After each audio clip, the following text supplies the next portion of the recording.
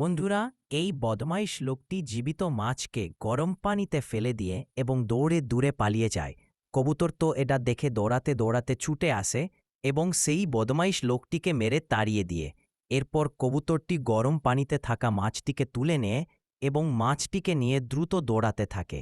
এরপর মাছটিকে একটা সুইমিং পুলে ছেড়ে দিয়ে সাথে সাথে মাছটি একটা বড় সোনালী মাছে পরিণত হয়। এটা দেখে কবুতরটি অনেক খুশি হয়ে যায়, কিন্তু কবুতর আবার কান্না করে, কারণ এ তো কষ্ট করে বানানো ভিডিওতে কেউ লাইক সাবস্ক্রাইব করে না।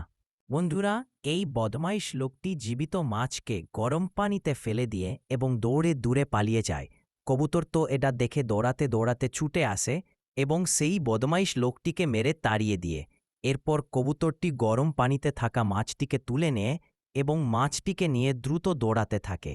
এরপর মাছটিকে একটা সুইমিং পুলে ছেড়ে দিয়ে সাথে সাথে মাছটি একটা বড় সোনালী মাছে পরিণত হয়। এটা দেখে কবুতরটি অনেক খুশি হয়ে যায়, কিন্তু কবুতর আবার কান্না করে, কারণ এ তো কষ্ট করে বানানো ভিডিওতে কেউ লাইক সাবস্ক্রাইব করে না।